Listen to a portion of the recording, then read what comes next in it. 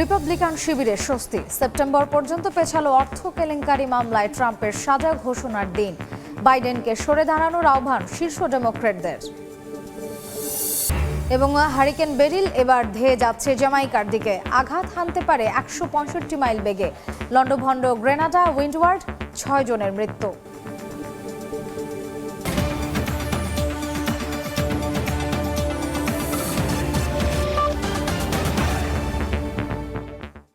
আন্তর্জাতিক সময়ের সঙ্গে আছি আমি মার্জিয়া শ্রেয়া। 18 সেপ্টেম্বর পর্যন্ত পেছানো হলো অর্থ কেলেঙ্কারি মামলায় সাবেক মার্কিন প্রেসিডেন্ট ডোনাল্ড ট্রাম্পের সাজা ঘোষণা।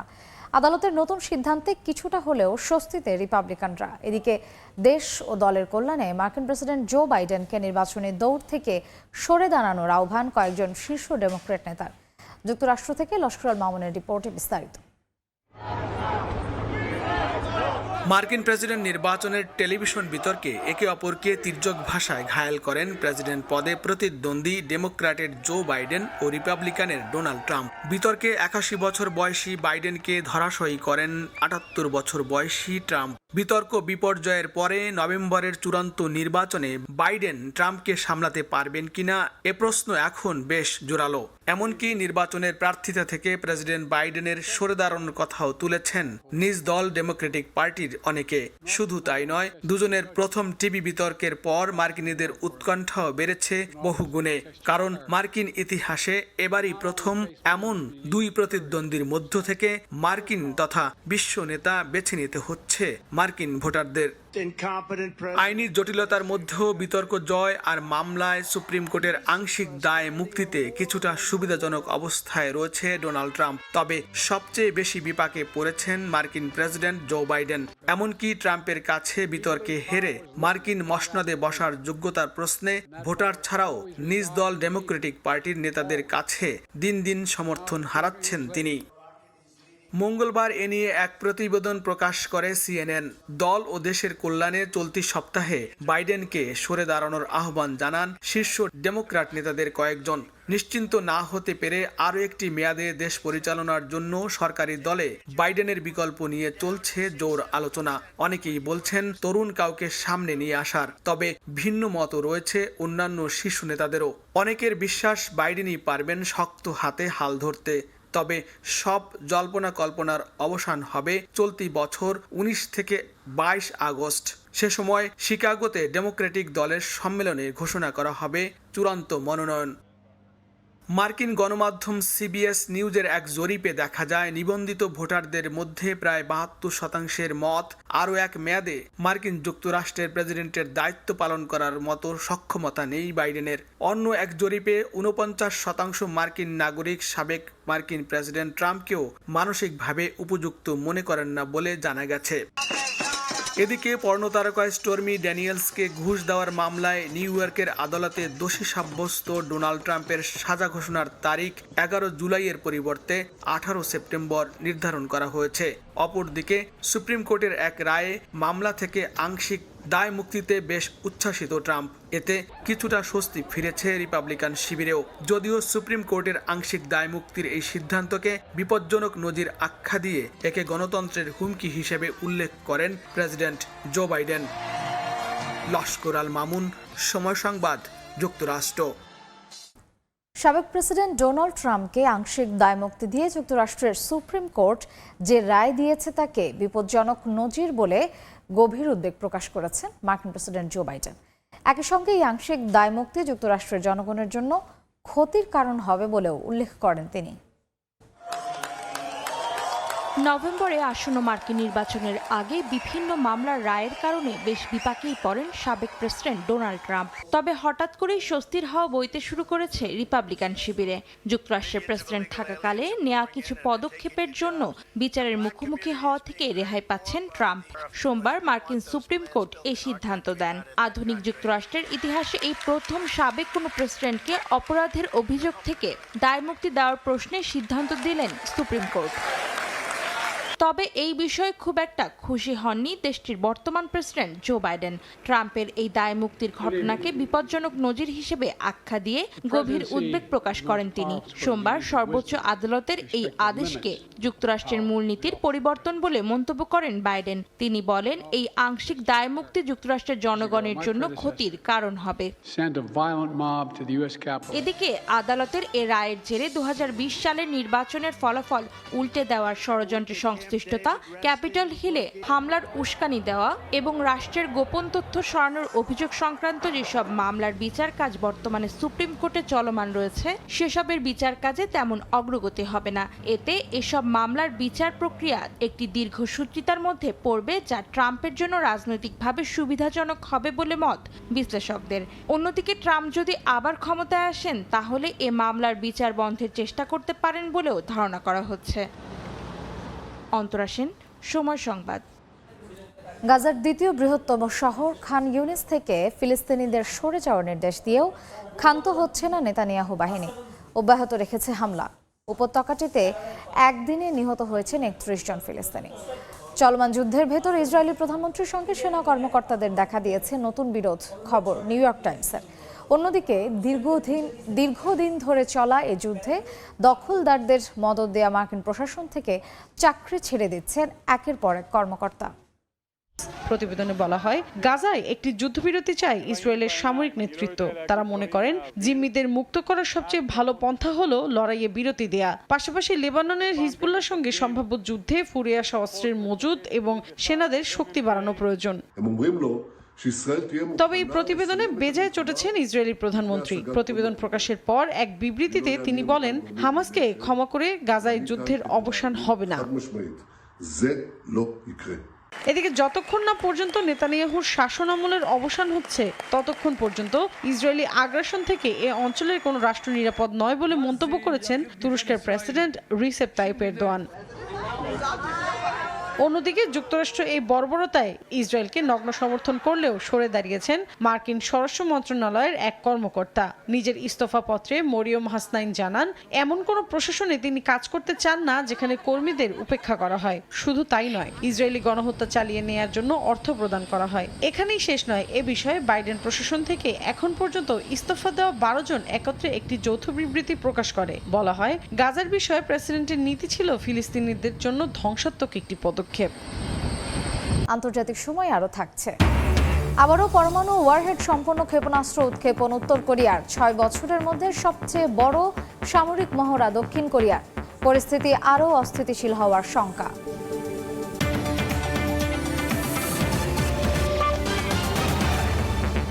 আরও শক্তিশালী হয়ে হারিকেন বেরিল এগিয়ে যাচ্ছে জামাইকার দিকে। স্থানীয় সময় বুধবার সকালে 165 মাইল বেগে আঘাত হানতে পারে এটি। এদিকে বেরিলের আঘাতে লণ্ডভণ্ড হয়ে গেছে গ্রেনাডা, বার্বাডোজ সহ বেশ কয়েকটি দ্বীপ। উইন্ডওয়ার্ড দ্বীপপুঞ্জে হারিকেনের আঘাতে প্রাণ গেছে অন্তত 6 জনের। হারিকেন বেরিলের আঘাতে লণ্ডভণ্ড ক্যারিবীয় দ্বীপপুঞ্জ। গভীর নিম্নচাপ থেকে ক্রমে শক্তিশালী রূপ নিয়ে স্থানীয় সময় সোমবার বেলা 11টার দিকে ক্যারিবীয় দ্বীপ ক্যারিয়াকোতে ক্যাটাগরি 4 মাত্রায় আঘাত হানে বেরিল। বাতাসের বেগ ছিল ঘন্টায় সর্বোচ্চ 155 মাইল। এর সঙ্গে জলোচ্ছ্বাস আর অতিবৃষ্টিতে তলিয়ে গেছে বেশ কিছু উপকূলীয় এলাকা। গ্রেনাডার প্রধানমন্ত্রী ডিকন মিশেল বলেছেন, বেরিলের আঘাতে ব্যাপক ধ্বংসযজ্ঞের খবর পাওয়া গেছে। 1.5 ঘন্টায় ক্যারিয়াকো দ্বীপকে মাটির সঙ্গে মিশিয়ে দিয়েছে বেরিল। ক্ষতিগ্রস্ত হয়েছে বহু আবাসিক ভবন। উইন্ডওয়ার্ড দ্বীপপুঞ্জে হারিকেনের আঘাতে মারা গেছে বেশ কয়েকজন। বেশ ক্ষয়ক্ষতি হয়েছে পেটিট মার্টিনিক ও বার্বাডোস দ্বীপেও। বিদ্যুৎ বিচ্ছিন্ন হয়ে পড়েছে গ্রেনাডার 95% এলাকা। বন্ধ হয়ে গেছে টেলিযোগাযোগ ও ইন্টারনেট সেবাও। যুক্তরাষ্ট্রের জাতীয় হারিকেন সেন্টার জানায়, এরই মধ্যে আরও শক্তি সঞ্চয় করে ক্যাটাগরি 5 মাত্রায় উন্নীত হয়েছে বেরিল। 165 মাইল বেগে উপকূলীয় অঞ্চল লণ্ডভণ্ড করে বুধবার বেরিল আঘাত হানতে যাচ্ছে জামাইকা ও কেম্যান দ্বীপপুঞ্জে। এই সময় 5 থেকে 8 ফুট উচ্চতায় জলোচ্ছ্বাসের শঙ্কা রয়েছে। এছাড়াও 30 সেন্টিমিটারের বেশি বৃষ্টিপাতের পূর্বাভাসও জানানো হয়েছে। বেরিলকে মোকাবেলা করতে এরই মধ্যে সতর্কতা জারি করেছে জামাইকা প্রশাসন। বাসিন্দাদের নিরাপদে থাকা সহ প্রয়োজনীয় খাদ্য ও জিনিস মজুদের কথা বলা হয়েছে। এদিকে বৃহস্পতিবার থেকে দুর্বল হতে পারে হারিকেনটি, আর শুক্রবারের মধ্যে বেরিলের প্রভাব ধীরে ধীরে কমতে থাকবে। তবে বৃষ্টিপাতের সম্ভাবনাও রয়েছে। অন্তরা সেন, সময় সংবাদ। টানা বৃষ্টিতে সৃষ্ট বন্যা ও জলাবদ্ধতায় নাকাল ভারতের বিভিন্ন রাজ্য। বন্যায় আসামে মৃতের সংখ্যা বেড়ে দাঁড়িয়েছে 34 জনে। রাজ্যটিতে পানিবন্দী হয়ে পড়েছেন 6.5 লাখ মানুষ। একই পরিস্থিতি অরুণাচল প্রদেশ, সিকিম সহ বিভিন্ন স্থানে। এতে উত্তর পূর্বাঞ্চলীয় রাজ্যগুলোতে রেড অ্যালার্ট জারি করা হয়েছে। ভারী বৃষ্টিপাতের পূর্বাভাস দেওয়া হয়েছে পশ্চিমবঙ্গেও। এদিকে বন্যা কবলিতদের সব ধরনের সহযোগিতার আশ্বাস দিয়েছেন প্রধানমন্ত্রী নরেন্দ্র মোদী। প্রবল বর্ষণে সৃষ্ট বন্যায় পানিতে তলিয়ে গেছে বাড়িঘর, রাস্তাঘাট। ডুবেছে বেশিরভাগ ভবন, সড়কে কোমর সমান পানি। ক্ষতিগ্রস্ত হয়েছে বাঁধ, কালভার্টও। এতে সবচেয়ে বেশি ভোগান্তিতে পড়েছেন অফিসগামী ও নিম্ন আয়ের মানুষ। গেল কয়েকদিনের টানা ভারী বৃষ্টিতে রাজধানী নয়াদিল্লির পাশাপাশি ভারতের বিভিন্ন রাজ্যে দেখা দিয়েছে ভয়াবহ বন্যা। প্লাবিত হয়েছে গুজরাটের বিস্তীর্ণ এলাকা। সবচেয়ে খারাপ পরিস্থিতি আসামে। বন্যায় ব্রহ্মপুত্র সহ অন্তত 8টি নদীর পানি বিপদসীমার ওপর দিয়ে প্রবাহিত হওয়ায় বিপর্যস্ত আসামের মানুষ। শুধু তাই নয়, বেশ কয়েকজনের প্রাণহানির পাশাপাশি রাজ্যটির গুয়াহাটি জেলায় নদী তীরবর্তী কয়েক হাজার হেক্টর ফসলি জমি ও ঘরবাড়ি ডুবে গেছে। এমনকি আসামের 19 জেলা জুড়ে 6 লাখ মানুষ পানিবন্দী হয়ে পড়েছেন। একই পরিস্থিতি উত্তরপ্রদেশ, অরুণাচল প্রদেশ, সিকিম সহ বিভিন্ন রাজ্যে। এ অবস্থায় আসাম, অরুণাচল প্রদেশ সহ উত্তর পূর্বাঞ্চলীয় রাজ্যগুলোতে রেড অ্যালার্ট জারি করা হয়েছে। এছাড়া পশ্চিমবঙ্গের বর্ধমান, মুর্শিদাবাদ, দার্জিলিং, আলিপুরদুয়ার, জলপাইগুড়ি, কোচবিহার সহ বিভিন্ন জেলায় বজ্রপাত সহ ভারী বৃষ্টিপাতের পূর্বাভাস দেওয়া হয়েছে। এদিকে ভারী বৃষ্টিতে জনজীবনে স্থবিরতা নেমে আসায় ক্ষতিগ্রস্ত রাজ্যগুলোতে উদ্ধার অভিযান ও ত্রাণ কার্যক্রম জোরদার করতে এগিয়ে এসেছে ভারতের সেনাবাহিনী ও বিমান বাহিনী সহ জাতীয় দুর্যোগ মোকাবেলা বাহিনী। তলিয়ে যাওয়ার আশঙ্কায় থাকা নিচু এলাকাগুলো থেকে লোকজনকে সরিয়ে নেওয়া হয়েছে আশ্রয় কেন্দ্রে। পানি নিষ্কাশনে সব ধরনের ব্যবস্থা নেওয়ার কথাও জানানো হয়। এছাড়া বন্যা দুর্গতদের সব ধরনের সহযোগিতার আশ্বাস দিয়েছেন দেশটির প্রধানমন্ত্রী নরেন্দ্র মোদী। জান্নাতুল সাদিয়া, সময় সংবাদ। ভারী বৃষ্টিতে ভয়াবহ বন্যার কবলে চীনের দক্ষিণাঞ্চলের হিউনান প্রদেশ। অঞ্চলটির প্রায় 3.5 লাখ বাসিন্দাকে নিরাপদে সরিয়ে নেওয়া হয়েছে বলে জানায় স্থানীয় গণমাধ্যম। ক্রমাগত বৃষ্টিপাতের কারণে নিরাপত্তা নিশ্চিতের ব্যবস্থা করে যাচ্ছে কর্তৃপক্ষ। বন্যা কবলিতদের উদ্ধারে প্রাণপণ চেষ্টা চালাচ্ছে উদ্ধারকর্মীরা। স্থানীয় সময় মঙ্গলবার এক সিসিটিভি ফুটেজে দেখা যায় উদ্ধারকর্মীরা পানিবন্দীদের বারান্দা, ছাদ এবং বাসার ভেতর থেকে উদ্ধার করছে। বুধবার বৃষ্টিপাত কমতে পারে বলে জানিয়েছে চীনের আবহাওয়া দফতর।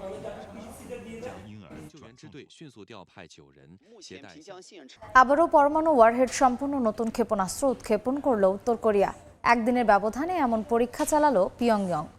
উত্তর কোরিয়ার সঙ্গে উত্তেজনার মধ্যেই স্থল সীমান্তে গত 6 বছরের মধ্যে সবচেয়ে বড় সামরিক মহড়া চালিয়েছে দক্ষিণ কোরিয়া। পাল্টাপাল্টি পদক্ষেপে কোরীয় উপদ্বীপে পরিস্থিতি আরও অস্থিতিশীল হওয়ার শঙ্কা করা হচ্ছে।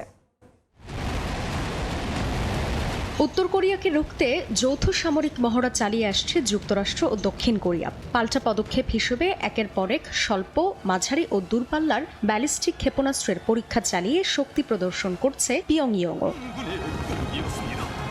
জাতিসংঘের নিষেধাজ্ঞাকে বুড়ো আঙুল দেখিয়ে মঙ্গলবার আবারও ভারী পরমাণু ওয়ারহেড বহনে সক্ষম ক্ষেপণাস্ত্রের পরীক্ষা চালিয়েছে উত্তর কোরিয়া। দেশটির দাবি 4.5 টন ওজনের একটি বিশাল ওয়ারহেড সম্পন্ন ক্ষেপণাস্ত্রের পরীক্ষা চালানো হয়। নাম হাওয়াসংফো 11। এতে সর্বোচ্চ 500 কিলোমিটার এবং সর্বনিম্ন 90 কিলোমিটার পাল্লার মধ্যে পরীক্ষা নিরীক্ষা চালানো হয়। চলতি মাসেই ক্ষেপণাস্ত্রটির দ্বিতীয় দফা পরীক্ষা চালানো হতে পারে বলেও জানিয়েছে কিম প্রশাসন।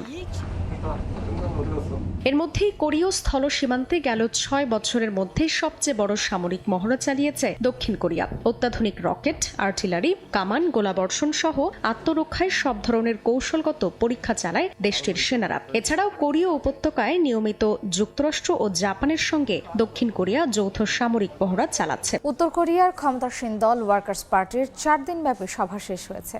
মঙ্গলবার সমাপনী ভাষণ দেন দেশটির সর্বোচ্চ নেতা কিম জং উন। দেশটির রাষ্ট্রীয় সংবাদ মাধ্যম KCNA জানায়, অভ্যন্তরীণ বিভিন্ন বিষয় নিয়ে আলোচনা হয়েছে। কর্মস্থলের বিভিন্ন সমস্যা, ক্ষমতার অপব্যবহার এবং আমলাতন্ত্র নিয়ে কর্মকর্তাদের সমালোচনা করা হয়।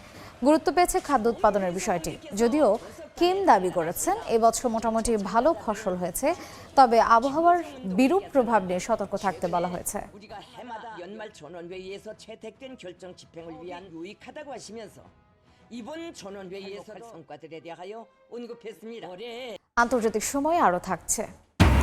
ভারতে বাড়ছে বাংলাদেশি রান্নার কদর, নামকরা রেস্তোরাঁয় রমরমা ব্যবসা। খুলনা, বরিশাল, রাজশাহী ও রংপুরের খাবার নিয়ে হচ্ছে খাদ্য মেলা।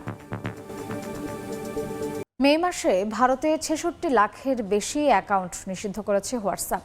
এক বিবৃতিতে প্রতিষ্ঠানটি জানিয়েছে প্রায় ১২,৫৫,০০০ অ্যাকাউন্ট কোনো রিপোর্ট ছাড়াই সক্রিয়ভাবে নিষিদ্ধ করা হয়েছে। কারণ হিসেবে বলা হয় অ্যাকাউন্টগুলোর বিরুদ্ধে নিয়ম লঙ্ঘনের অভিযোগ রয়েছে। তথ্য প্রযুক্তি আইন মেনে এই প্ল্যাটফর্মের কমিউনিটি স্ট্যান্ডার্ড এবং ইউজারদের সুরক্ষার কথা মাথায় রেখেই এই পদক্ষেপ নেওয়া হয়েছে বলে জানিয়েছে হোয়াটসঅ্যাপ কর্তৃপক্ষ।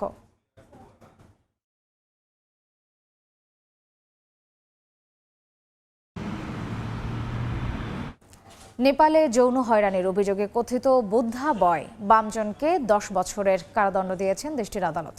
একই সঙ্গে $৩,৭৫০ ক্ষতিপূরণ দেওয়ার নির্দেশ দেওয়া হয়েছে। এ রায়ের বিরুদ্ধে উচ্চ আদালতে আপিলের সিদ্ধান্ত নিয়েছে বামজনের আইনজীবী। এর আগে জঙ্গলে নির্বাসনে থাকা সহ নানা ধরনের কার্যক্রমে স্থানীয় অনেকেই বামজনকে গৌতম বুদ্ধের পুনর্জন্ম হিসেবে বিশ্বাস করতেন। তবে তার বিরুদ্ধে পরবর্তীতে যৌন হয়রানির অভিযোগ ওঠে। গেল জানুয়ারিতে বামজনকে গ্রেফতার করা হয়। ভারতে বাড়ছে বাংলাদেশি রান্নার কদর। বিশেষ করে বাংলাদেশের আঞ্চলিক খাবার নিয়ে নামকরা সব ভারতীয় রেস্তোরাঁ রীতিমতো ব্যবসা শুরু করেছে, আয়োজন করছে বাংলাদেশি রান্নার উৎসব। এবার খুলনা, বরিশাল, রাজশাহী ও রংপুরের রান্না করা খাবার নিয়ে আয়োজন করা হচ্ছে খাদ্য মেলা। বিস্তারিত জানাচ্ছেন সুব্রত আচার্য, ক্যামেরায় ছিলেন বিশ্বজিৎ দাস। পশ্চিমবঙ্গের রাজধানী কলকাতা শহরটিতে বাঙালি এবং অবাঙালি মানুষের বসবাস। কলকাতা ও এর আশেপাশে এলাকার বাসিন্দাদের মধ্যে আছেন অসংখ্য পূর্ব বাংলার মানুষ। গত কয়েক বছর ধরে সিটি অফ জয়ে বেড়েছে নানা রকম রেস্তোরাঁর সংখ্যাও। ভোজনরসিক মানুষের জিভে বাড়ছে স্বাদের বৈচিত্র্য, বাড়ছে প্রতিবেশী বাংলাদেশের খাবারের প্রতি আগ্রহ। মাছে ভাতে বাঙালির এমন প্রবাদকে পুঁজি করে এর সঙ্গে যুক্ত হচ্ছে নিরামিষ জাতীয় হরেক রকম বাংলাদেশি খাবারের প্রতি ঝোঁকও। টেকনাফ থেকে তেঁতুলিয়া, গ্রাম বাংলার ভৌগোলিক বৈচিত্র্যের মতোই সেখানে রয়েছে খাবারের নানা রকম ভেদ। এবার বাংলাদেশের খুলনা, বরিশাল, রাজশাহী ও রংপুরের রান্না করা খাবার নিয়ে আয়োজন করা হচ্ছে অভিনব এক খাদ্য মেলার। হরেক স্বাদের খাবারকে এ ধরনের উৎসবের মধ্য দিয়ে ব্র্যান্ডিং করার প্রয়াসকে অনেককেই দেখছেন ইতিবাচক হিসেবে। গল্প শোনেন, কথা শোনেন, মা দিদিমার কাছে, ঠাকুমার কাছে নামগুলো শোনেন যে খুলনায় কি হয়, রাজশাহীতে কি হয়, বরিশালে কি হয়, রংপুরে কি হয়, কিন্তু খাবারগুলোর নাম শোনেন কিন্তু খাবার সুযোগটা হয় না। সেই সুযোগটা আমরা করে দিচ্ছি। এরই মধ্যে ভারতে বাংলাদেশি খাবারের এমন মেলা নিয়ে কাজ করেছেন আলোচিত এই রান্না বিশেষজ্ঞ। ভবিষ্যতে ঢাকা, সিলেট, চট্টগ্রাম বিভাগের রান্না নিয়েও কলকাতার ভোজনপ্রিয় মানুষের সামনে হাজির হবেন বলে জানান তিনি। বাংলাদেশের যে ডিভিশনগুলো আছে সেই ডিভিশনের খাবার আলাদা আলাদা করে মানুষকে পরিচিত করানো। বেসরকারিভাবে উদ্যোগের পাশাপাশি সরকারি পর্যায়েও খাদ্য মেলার আয়োজনের তাগিদ সংশ্লিষ্টদের। এতে বাংলাদেশি খাবার সম্পর্কে ভারতের স্থানীয় সাধারণ মানুষের স্বচ্ছ ধারণা তৈরি হবে বলে মত তাদের। এর মাধ্যমে সাধারণ মানুষ সুযোগ পাবেন পদ্মাপাড়ের বৈচিত্র্যময় রান্না চেখে দেখারও। ফরিদপুরের কাঁচকি মাছের বড়া অসাধারণ। আর এরকমভাবেই হরেক রকম 4 বিভাগের খাবার নিয়ে শুরু হতে যাচ্ছে কলকাতায় ব্যতিক্রমধর্মী বাংলাদেশি খাবারের খাদ্য উৎসব। আর তাতে সামিল হবেন কলকাতার ভোজনপ্রিয় বাঙালি এবং অবাঙালিরা, এমনটাই প্রত্যাশা আয়োজকদের। কলকাতার সল্টলেক থেকে সুব্রত আচার্য, সময় সংবাদ। দৃষ্টি প্রতিবন্ধী মানুষের চলাফেরায় আরও স্বাধীনতা এনে দিতে এবার রোবট আকৃতির কুকুর বানিয়েছে চীন। কৃত্রিম বুদ্ধিমত্তার সাহায্যে পরিচালকের নির্দেশ গ্রহণ করে এই রোবট, এমনকি বুঝতে পারে ট্রাফিক সিগন্যালও। এক দৃষ্টি প্রতিবন্ধী নারীকে পথ দেখিয়ে নিয়ে যাচ্ছে কুকুরের মতো দেখতে একটি রোবট। এমন দৃশ্য কৌতূহল জাগাচ্ছে চীনের সাংহাই শহরের পথচারীদের মনে। দৃষ্টি প্রতিবন্ধী মানুষের চলাফেরায় আরও স্বাচ্ছন্দ্য আনতেই এমন রোবট তৈরি করেছে চীনের একটি প্রযুক্তি প্রতিষ্ঠান। এই রোবট গাইড কুকুর বাজারে নিয়ে আসার ব্যাপারে চলছে নানা পরীক্ষা। এই রোবট কুকুর তার শরীরে থাকা সেন্সর এবং ক্যামেরার সাহায্যে চারপাশ খুব সহজেই পর্যবেক্ষণ করতে পারবে, এমনকি ট্রাফিক লাইটের সিগন্যাল বুঝতে পারার ক্ষমতাও থাকবে এটির। প্রায় ইংলিশ বুলডগ প্রজাতির সাইজের এই রোবট কুকুর কৃত্রিম বুদ্ধিমত্তার কণ্ঠ নির্দেশক প্রযুক্তির সাহায্যে তার পরিচালকের সঙ্গে যোগাযোগ করতে পারবে। গবেষকরা বলছেন, রোবট কুকুরটি 6 পা বিশিষ্ট হওয়ায় এটি দৃষ্টি প্রতিবন্ধী মানুষের হাঁটাচলায় আরও স্বাচ্ছন্দ্য এবং স্থিতিশীলতা আনবে। চীনে প্রায় 2 কোটি দৃষ্টি প্রতিবন্ধী মানুষের জন্য মাত্র 400টি পথ নির্দেশক কুকুর রয়েছে, যা চাহিদার তুলনায় একদমই নগণ্য। এমন পরিস্থিতিতে এই রোবট গাইড কুকুর নতুন সম্ভাবনা উন্মোচন করবে দৃষ্টিশক্তি হারানো লাখো মানুষের জীবনে। দৃষ্টি প্রতিবন্ধী মানুষের গাইড হিসেবে কুকুর ব্যবহৃত হয়ে আসছে বহুকাল থেকেই, কিন্তু গাইড হিসেবে ব্যবহারের জন্য প্রয়োজন হয় নিবিড় প্রশিক্ষণের। এছাড়াও প্রজনন এবং অন্যান্য সীমাবদ্ধতার কারণে বিষয়টি অনেকটা কঠিন হয়ে পড়ে। এক্ষেত্রে ভালো বিকল্প হতে পারে রোবট গাইড কুকুর। ফরহাদ চৌধুরী, সময় সংবাদ।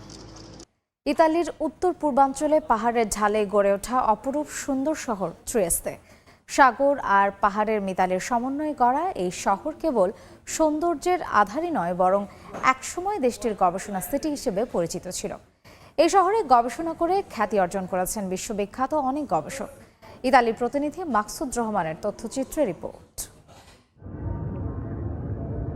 ইতালির উত্তর পূর্বাঞ্চলে আদ্রিয়াতিক সাগর উপকূলে অপরূপ সৌন্দর্যের শহর ত্রিয়েস্তে। পাহাড়ের ঢালে গড়ে ওঠা শহরটি 1382 সাল থেকে 1918 সাল পর্যন্ত ছিল অস্ট্রো হাঙ্গেরিয়ান সাম্রাজ্যের অন্যতম বন্দর নগরী। প্রথম বিশ্বযুদ্ধের পর ত্রিয়েস্তে ইতালির দখলে আসে, আর দ্বিতীয় বিশ্বযুদ্ধের পর অস্থিরতা বেড়ে গেলে 1954 সালে গণভোটের মাধ্যমে চূড়ান্তভাবে স্থানীয় জনগণ ইতালির সঙ্গে থাকার পক্ষেই রায় দেন। 2 লাখ জনগণের ত্রিয়েস্তে শহরে বর্তমানে প্রায় 2000 প্রবাসী বাংলাদেশি বসবাস করছেন। আমরা ত্রিয়েস্তে বসবাস করি, এখানে 2000 উপরে বাংলাদেশিরা আছে। এখানে পাহাড় এবং সমুদ্রের দুইটার একটা কম্বিনেশন, খুবই সুন্দর পরিবেশ, সুন্দর দেখার মতো জায়গা। এই শহরটা থাকার জন্য অনেক সুন্দর, চিকিৎসা ব্যবস্থা, শিক্ষা ব্যবস্থা আর যাতায়াত ব্যবস্থা অনেক উন্নত। 60-এর দশক থেকে ত্রিয়েস্তে শহর হয়ে ওঠে জ্ঞান বিজ্ঞানের চারণভূমি। বিশ্বের বিভিন্ন দেশ থেকে এখানে গবেষণার কাজে এসেছেন অনেকে। বাংলাদেশের খ্যাতিমান পরমাণু বিজ্ঞানী ডক্টর ওয়াজেদ মিয়া 1979, 73 ও 83 সালে ত্রিয়েস্তে শহরে গবেষণার কাজ করে গেছেন। শহরটিতে Miramare castle, city centre, cathedral, Roman theatre, Trieste গবেষণা ইনস্টিটিউট সহ কয়েকটি পার্ক ও প্রজাপতির খামার রয়েছে, যা দেখতে প্রতি বছর ভিড় করেন অসংখ্য পর্যটক। সময় সংবাদ, ইতালি। ব্রিটিশ উপনিবেশ থেকে মুক্তির 27 বছর উদযাপন করল হংকংবাসী। দিনটি উপলক্ষে ড্রোনের মাধ্যমে আকাশে আলোকসজ্জা করা হয়। মনোমুগ্ধকর আয়োজন দেখে খুশিতে আত্মহারা হয়ে পড়েন পর্যটক এবং স্থানীয়রা।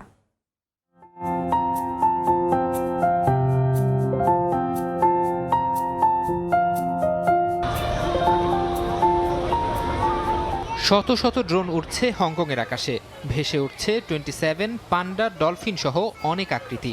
ব্রিটিশ উপনিবেশ থেকে মুক্তির 27 বছর উপলক্ষে ড্রোন দিয়ে এই আলোকসজ্জা করা হয়, যা আকৃষ্ট করে স্থানীয় সহ পর্যটকদের। বর্ষপূর্তি উপলক্ষে হংকং জুড়েই করা হয় আলোকসজ্জা। দিনটি উপলক্ষে নিজেদের স্বায়ত্তশাসিত অঞ্চলটিকে বিশেষ উপহারও পাঠিয়েছে চীন সরকার। And I really enjoyed the whole thing, the significance of the panda as well. It was very interesting and I really enjoyed it. চীনের প্রবেশদ্বার নামে পরিচিত হংকং, এর আয়তন 1100 বর্গ কিলোমিটার। দ্বীপটি একসময় ব্রিটেনের উপনিবেশ ছিল। ইজারার মেয়াদ শেষে 1997 সালে দ্বীপটিকে চীনের কাছে ফিরিয়ে দেয় ব্রিটেন। এরপর থেকে দিনটিকে উদযাপন করে হংকংবাসী। ফরহাদ চৌধুরী, সময় সংবাদ। আন্তর্জাতিক সময়ের শীর্ষ সংবাদ জানিয়ে দিচ্ছে আরেকবার। রিপাবলিকান শিবিরের স্বস্তি, সেপ্টেম্বর পর্যন্ত পেছালো অর্থ কেলেঙ্কারি মামলায় ট্রাম্পের সাজা ঘোষণার দিন। বাইডেনকে সরে দাঁড়ানোর আহ্বান শীর্ষ ডেমোক্র্যাটদের।